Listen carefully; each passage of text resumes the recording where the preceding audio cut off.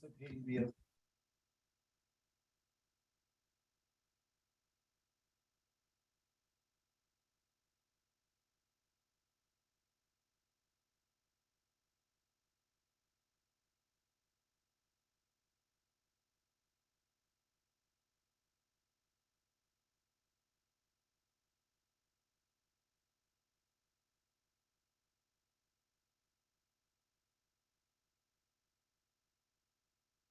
Oh, there it is.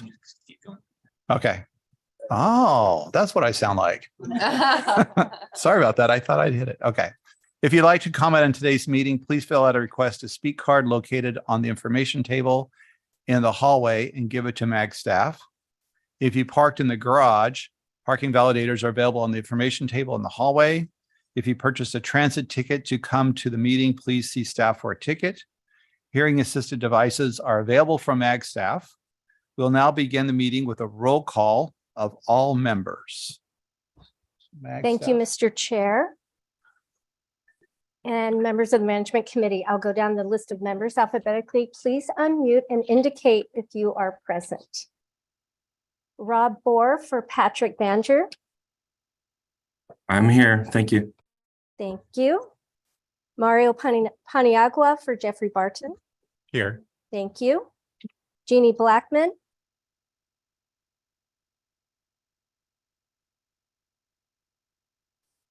Jeannie Blackman.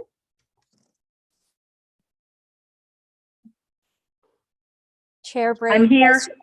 Thank you, Ms. Blackman. Vice Chair Brady. Here. Andrew Ching. Present. Thank you. Ron Corbin. Here. Thank you. Dan Cotterman. Kathleen Curley. Philip Dorchester. Crystal Dykes. Present. Thank you. Carrie Dyrick.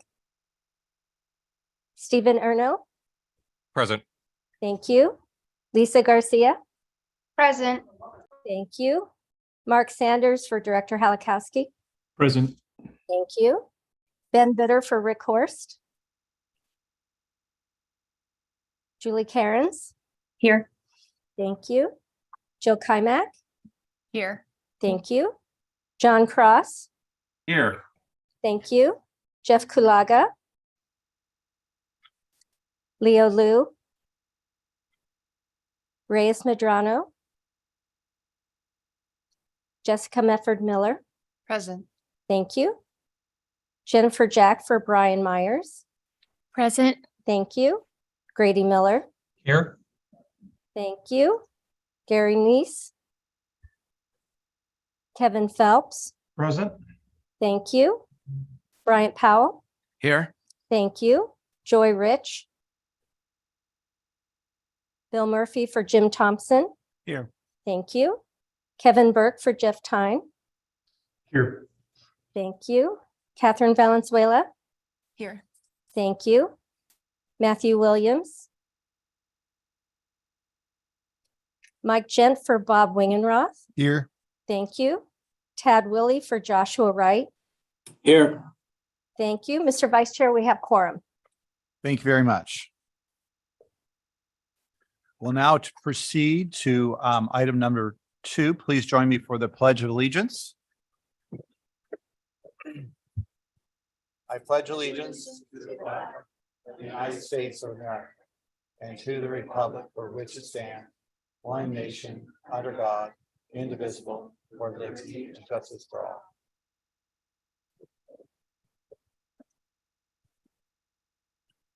Thank you. Okay, so before we begin the first item, I'd like to welcome a new member to the committee.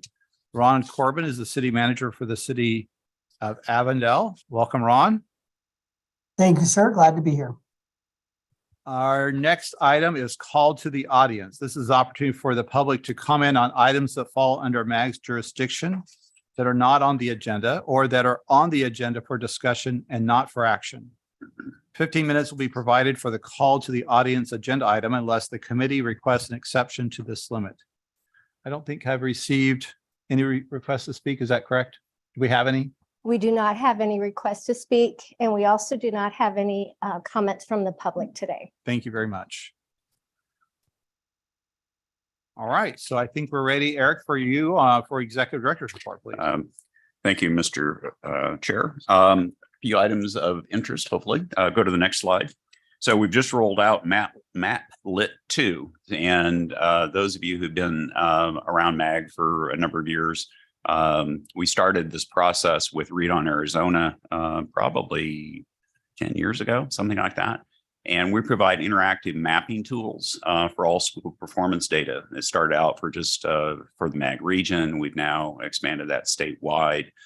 So this is the only site that combines school performance data, census data, really provides a wealth of information on how schools are performing across the entire state. So we're very grateful for Read on Arizona. They continue to fund this effort, and we continue to make improvements and add data sets to the site too. So if you have an opportunity, get on our website and go take a look at that. Go to the next slide. So MAG was again recognized at the national level under the Federal Highway Administration's Everyday Count program.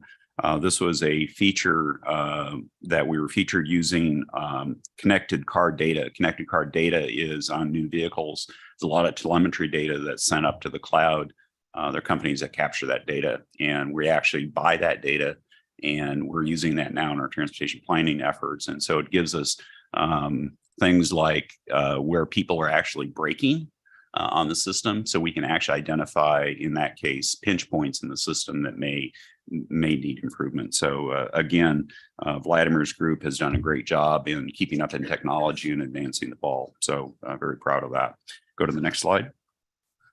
So we attended an event hosted by the Phoenix Committee on Foreign Relations. This was a luncheon honoring Mexico Ambassador Esteban Moctezuma. And there you see Sapna there in the middle picture, along with Governor Lewis, excuse me, from the Gila River Indian community. So great event. Go to the next slide. So Bob O'Neill, he was head of the ICMA, the International City Manager Association. He is visiting ASU this spring under the ASU Harold Hutchinson Visiting Urban Professional for 2023. And just Lloyd Harrell is a former city manager in Chandler. He came up with the idea of providing funding for this endowment at ASU. And then Mike Hutchinson, former city manager of Mesa, also participated in that program. So they're designed to bring in public sector professionals for one semester at a time. So Bob O'Neill is the first one. We're going to be hosting Bob here at the MAG office January 24th from 4 to 6, a very informal effort. He's going to make some opening comments. There'll be refreshments, nothing alcoholic, but anyway. So if you have time, please join us. He will be attending the ACMA conference in Sedona then that week too. So thanks for Cynthia Seelhammer, who's an adjunct professor at ASU. Cynthia also used to be, I think, Queen Creek's city manager, as well as interim city manager in Avondale. So good MAG friends. So thank you, Mr. Chair. That completes my report. Thank you, Eric. Contact Eric after the meeting if you have any questions. All right, we're ready to take on the consent agenda. Items 5A through 5K are on the consent agenda.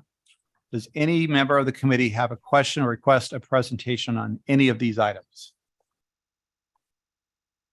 Prior to the approval of the consent agenda, do we have any members of the public who wish to comment on any items of consent?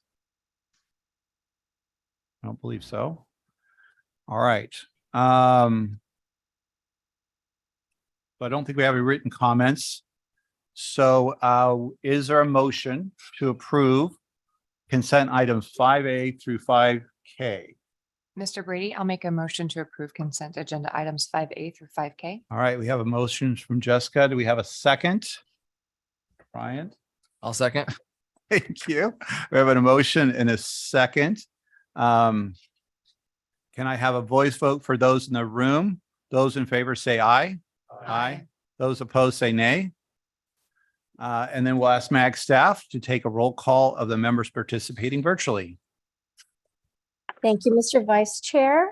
We'll go down those members participating virtually. Please unmute and indicate how you vote.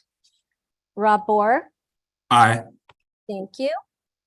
Jeannie Blackman, Yes. thank you. Andrew Ching, Yes. thank you. Ron Corbin, Yes.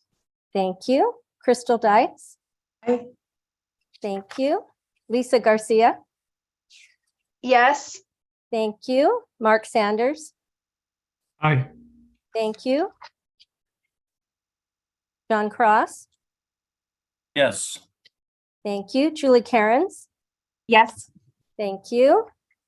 Grady Miller, Aye. thank you. Kevin Phelps, Aye. thank you. Kevin Burke, Aye. thank you. Tad Willie, Aye. thank you. Is there anyone that I missed? Mr. Vice Chair, the motion passes. Thank you.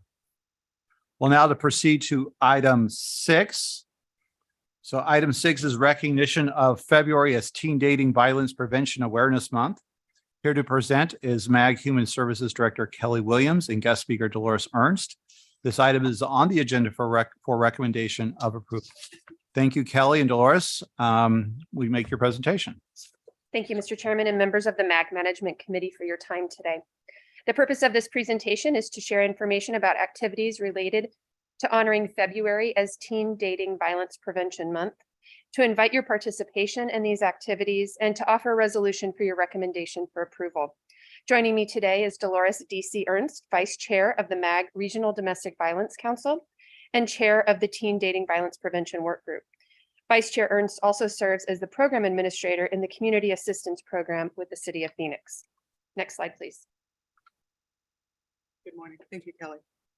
Teen dating violence profoundly impacts lifelong health, opportunity, and well-being.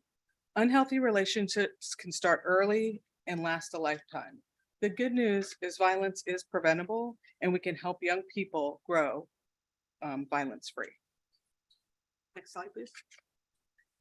To honor this month, MAG, the Regional Domestic Violence Council, and other partners across the region will be providing 6 webinars. These webinars will be hosted in partnership with an organization called Bloom 365 that specializes in preventing teen dating violence. Each of the webinars will be held beginning at 4 p.m. specifically to allow students to be able to attend after classes. And we're looking for students, parents, others who work with youth to participate. Each of the webinars will include a student survivor of teen dating violence, and some may also include perpetrators who have been rehabilitated. Next slide, please. Data from the CDC Youth Risk Behavior Survey finds that 1 in 12 high school students experience physical or sexual dating violence. Female students experience a higher rate of dating violence in comparison to their male peers. And those who identify as LGBTQ experience higher rates compared to students who identify as heterosexual. Next slide, please. But there's good news. In our community, we also have protective factors. These are critical because it makes it less likely the entire community will suffer from domestic violence. The level of safety someone feels varies so much from community to community and even block to block because safety is often not equally distributed. Often a community experiences an overwhelming number of risk factors without an equal balance of protective factors. This means families and children living in some communities where there are many risk factors, such as high poverty and unemployment, are more likely than families with children living in other communities to experience multiple forms of violence. Next slide, please. The Teen Dating Violence Prevention Group is working with local stakeholders and schools to not only try to teach students about abuse, about what abuse looks like, but to prevent it from happening.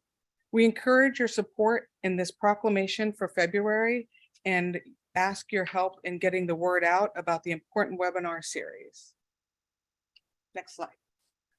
So what can you do at your level, at your cities? You can help get the word out about this webinar series and about the work that our Teen Dating Violence Work Group is trying to accomplish. You can participate in the webinars. You can help connect us with schools and other youth-related groups in your communities that maybe who don't know about the webinar currently or the series currently, who we can connect with. We would sincerely appreciate your participation. Next slide, please. This item is for action to recommend approval of the resolution honoring February as Teen Dating Violence Prevention Month. The resolution is available with the materials in today's meeting. We're available for any questions about the resolution or any other part of the presentation. We thank you for your support. And this concludes our presentation. Thank you. Thanks, Kelly. Thanks, Dolores. Are there do any of the members have questions? Jessica, go ahead. Quick question. Is there information on MAG's landing page or where is the link to this content so that we may link back to it and share it? We do have information available through the MAG domestic violence webpage, and we'd be more than happy to share that link with the committee. Thank you. Good. Any other questions? Thank you very much for the presentation. Thank you. Is there a motion to recommend approval of the resolution of support? So moved, Jean Blackman. I have a second from Jill. All right. Did you get that? Did you get the Jill Kymack for the second? Did you get that? Thank you, Mr. Vice Chair. Okay. All right. So we have a motion and a second. Can I have a voice vote of those in the room? Those in favor, please say aye. Aye. Those opposed say nay. MAG staff, will you provide a roll call for members participating virtually, please? Thank you, Mr. Vice Chair and members. I'll go down the list of members participating virtually. Please unmute and indicate how you vote. Rob Bohr. Aye. Thank you. Jeannie Blackman. Yes. Thank you. Andrew Ching. Yes. Thank you. Ron Corbin. Yes. Thank you. Crystal Dykes. Aye. Thank you. Lisa Garcia. Yes. Thank you. Mark Sanders. Aye. Thank you. Ben Bitter for Rick Horst. Aye. Thank you. Julie Cairns. Yes. Thank you. John Cross. Yes. Thank you. Jeff Kulaga. Aye. Thank you. Grady Miller. Aye. Thank you. Kevin Phelps. Aye. Thank you. Kevin Burke. Aye. Thank you. Tad Willie. Aye. Thank you. Is there anyone that I missed? Mr. Vice Chair, the motion passes. Thank you very much. All right, so we'll proceed to item 7. Item 7 is an update on the activities of the 911 Study Committee. This will be presented by MAG Policy and Government Relations Director Nathan Pryor and MAG Information Director Audrey Skidmore. This item is on the agenda for information and discussion. Who's going first? Nate? Okay, go ahead, Nate. Thank you, Mr. Chairman, members of the Management Committee. Update today on the goings-ons, if you will, of the 911 Study Committee. Just by way of reminder, this body can reconvene the study committee in the fall. Study committees met twice, once in November and then again in December. Just by another reminder, composition wise, of course, Chris Brady is a co-chair along with Kevin Phelps of the study committee, with participation by Josh Wright, Chandler manager, and Dan Cotterman, Buckeye manager, as well as our chairs and vice chairs of our public safety managers group, our chair and vice chair of the 911 oversight team, chair of the MAG technical advisory group, as well as representative from a number of police departments. Topics to date from the study committee have included a review of our current 7-year plan. We are in year 6 of our 7-year plan, so updates have been provided on that. We've had ongoing conversations regarding fiscal overviews.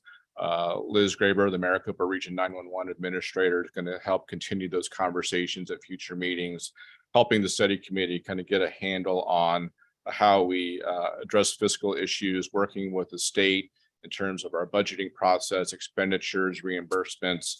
So more to come on that front with the study committee. We've also included agenda items, standing agenda items that are updates from our chairs of our PSAP managers group, as well as our 911 oversight team.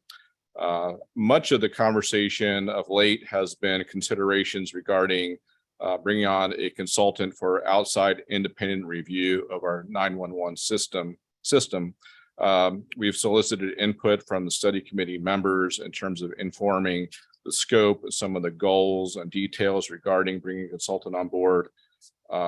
With that, Mr. Chairman, I'll turn over to Audrey Skidmore, MAG Information Technology Director, to provide an update on some of the goals and utilizing a consultant for independent assessment of our regional 911 system. Thank you, Chair, members of the committee. What you see here are the goals that were listed in the scope of work approved by the committee. We have, at this point, are focusing on assessing what the agencies really want from the 911 system, reviewing peer agencies around the country and technologies that are available, and assessing how our system or the other technologies and systems that are available meet that ideal, and getting a recommendation basically from the committee about how to move forward. Next slide, please. There is an abbreviated timeline for this procurement of the consultant. We are working with state contract consultants who are already familiar with the 911 system to expedite that process, and we're getting quotes. Those quotes will come in on January 17th. The advisory group, which is a subset of the study committee, will meet later that week. It says the week of the 17th. It looks like it's going to be the 19th, actually, that they meet. They will make a recommendation back to the study committee on which consultant to move forward with on the 23rd. And then we'll come back to the regional council for approval on the 25th. This kind of is outside of our normal process. We're not going back up through the committees, but there's a real desire to have this process complete in the spring so that cities can make decisions about how to move forward with their budgeting. As far as the consultants themselves, we're hoping to have them start work by February 2nd and then report out on those 3 tasks to the study committee, with the final one being April 17th, unless we can find a way to have some of those tasks run in parallel. That completes my report. I'd be happy to answer any questions. Thank you, Nate and Audrey. Is there any questions from the committee members? Jill, go ahead. So I was pleased, just let me know if this is what I heard, that there's an assessment of the MR 911, but also a comparison of other technologies available. That's correct. We are asking the consultant to review 5 peer agencies who have similar regional setups in terms of size and then their technologies, also other technologies that are just available in our area, in the realm. Okay, great, thanks. Any other questions? Chris. Yeah, Brian. Just a question on timing. Feeling pretty good on the probability in terms of the budgeting part for us. I think that's important for all of us to know. Those dates are pretty firm. I mean, obviously we are working hard. Working hard. We are somewhat at the mercy of the ability to get a consultant on quickly. And so we're doing everything we can to meet the deadlines that you have expressed that you would like us to meet. And we'll certainly do our best, but we'll know more after we actually get the quotes and consultant availability next week. Any other questions? And to that point, we are working quickly, but think about how comprehensive this is. And you have consultants coming in, just the procurement of the consultants. Luckily, we have a state contract to go procure them, but we still have to interview them and find out who's best qualified because there's more than one choice. So this is pushing it pretty hard, but I think there's a lot of communities that want to have answers. So I think that's important. So, and let me just say something, Nate, that you said I think is important. Since I'm on part of the co-chair of this committee, that Nate mentioned all the different groups that are represented in this effort. You mentioned the co-chairs, which is myself and Kevin Phelps. You mentioned the other city managers. We have a West Valley manager, East Valley manager.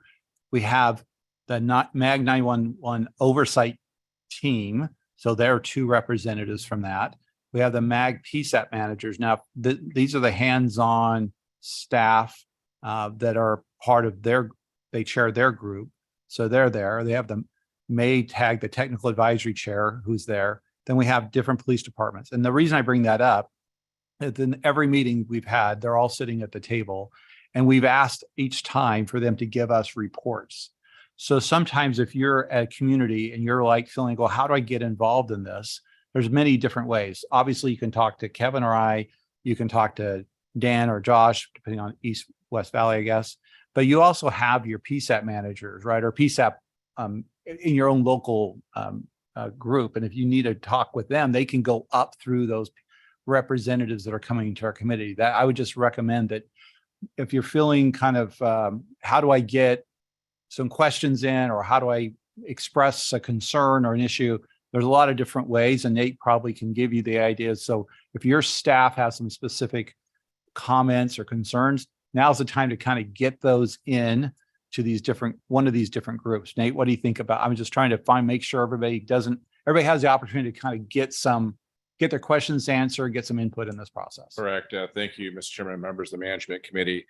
Yes, we've built it that way. So there's lots of opportunities for inputs along the way. And even going back down to our PSAP managers group and oversight team, we've not waited. We've taken steps to address issues of accountability and transparency, building and standing agenda items regarding fiscal overviews and updates. So PSAP managers are informed, oversight team members are informed. Even the oversight team agenda, we now have a standing agenda item where the PSAP chair can provide updates to that oversight team. So we're trying to build those linkages up through the chain, if you will. So again, an opportunity for inputs along the way. Thank you. And I think that's been one of the biggest concerns that I've heard from different groups, different of these individuals, is that this is such a big process, is trying to understand how decisions are made, who makes the decisions, how are the briefings done. And so we're trying to kind of make sure everybody feels included in this process. So thank you very much. Okay, thank you. All right. I don't think there's no action on that one, right? That was just for information. So we'll proceed to item 8. Item 8 is a discussion of the development of the MAG fiscal year FY 2024-2025 biannual unified planning work program and budget. This will be presented by MAG accounting program manager, Amy, how do you say Amy's last name? Apley. And this item is on agenda for information and discussion. Amy, where is Amy? Thank you, Mr. Chairman and members of the MAG Management Committee. I'm presenting virtually today. I'm a little bit under the weather, so hopefully you can hear me okay. Thank you for the opportunity to present on the development of MAG's draft fiscal year 2024 and 2025 biennial unified planning work program and budget for information and discussion today. MAG develops a 2-year work program on a biennial basis, and the draft budget discussions and presentations, they begin each January with additional budget information being brought to you incrementally as the budget is developed, allowing for discussion and input on the budget through May, where it is presented for approval. This month, the overview of the draft dues and assessment and the budget development timeline is being presented. Next slide, please. In your agenda packets, you will find attachment A, which is the fiscal year 24 and 25 draft dues and assessments. The fiscal year 24 draft dues and assessments presented today are based on the July 1st, 2022 population, which was approved by Regional Council in November. The fiscal year 2025 draft dues and assessments, they're based on the July 1st, 2023 preliminary population estimates. The fiscal year 2024 draft dues and assessments reflect the actual 2021 consumer price index for all urban consumers with a percentage increase of 4.7%. In the fiscal year 25 draft dues and assessments, they reflect just the 11th month 2022 consumer price index for all urban consumers with a percent increase of 6.1%. Once the final CPIU for December of 22 is published, which is anticipated around late July, we will update those 2025 numbers accordingly. Next slide, please. Just some changes to note in our last upweb for fiscal year 2022 and 2023. We did reduce the member dues by 20% from the fiscal year 2021 rates due to the financial constraints imposed by COVID-19. Also, for fiscal year 22 and 23, no inflation used in the CPIU was applied for those years. And also, the homeless prevention assessment was applied to all member agencies. As decided previously, it was only by the CDBG recipients with the population over 50,000. Next slide, please. Also, you will see in your agenda packet attachment B, which is the proposed timeline for the development of the UPWEP. In January, like I said, the dues and assessments in the timeline. In February, we will have the proposed project listing. In March and April, we will have the draft budget document. And finally, in May, we will have the final draft of the budget document for approval. Again, this agenda is for information and discussion only. Next slide, please. This concludes my presentation. I've provided contact information if you have any questions, and I'll open it for any questions that you may have now. All right, Amy, thank you very much. We hope you feel better soon. Any you. questions from the committee members? So Eric, I have a question. I know that, you know, the Phoenix area is leading the nation in inflation, and it's hitting all of our employees pretty hard. Is there any thoughts and concerns how you're going to address that for your employees in the coming budget? Yeah, thank you, Mr. Chair, members of the management committee. We're looking at that right now in the context of development of this budget. Quite frankly, there are a couple of things going on. You may know that MAG receives a portion of the Prop 100 funds off the top for plan administration functions. It's a significant amount of money, $6 million plus. So, and Valley Metro also is in the same position. So without the continuation of that funding, we have to make some changes. And so we're taking a very hard look at the underpinnings of the budget and making sure that we're not adding costs that we can't sustain over the long term. So we're being very conservative, as we usually are, to make sure that we have continued funding. Last year, we with the approval of the MAG Executive Committee, had significant payroll increases, salary increases across the board in the double-digit range. And I think that's probably typical of many of the cities and towns in the region too. That has put additional pressure on our budget, quite frankly, too, because our revenues aren't necessarily growing at that same rate. And so we do have some challenges to construct this year's budget. But once again, looking at the eye to the future too, what we don't want to do if we don't have continued funding out of the extension, then rather than falling off the cliff, we'd like to start making some adjustments now, quite frankly. And I've advised my staff about that too, that we want to make sure that we're in a sustainable position financially long term. And so we're taking a lot very careful examination of our budget this year and seeing are the ways that we can construct it in such a way that if we lose funding in the future, we can minimize the impact on staff. Okay.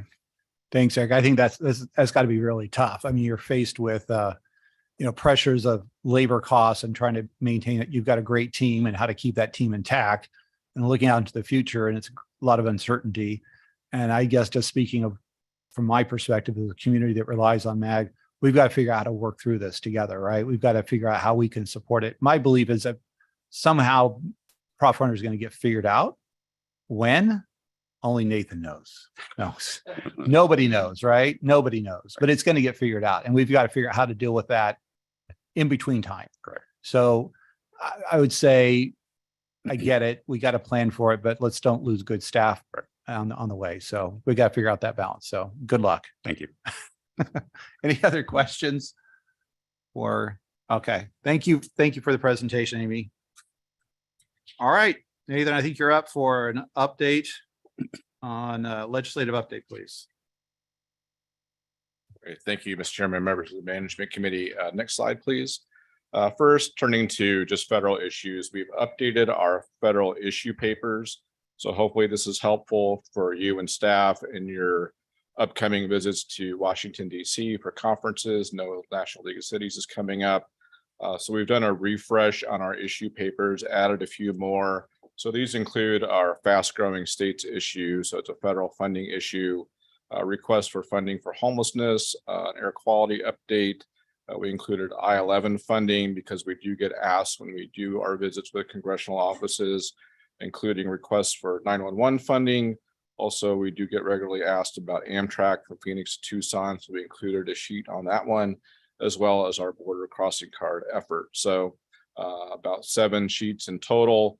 Hopefully we've made this easy to read, spelling out that request in the green box.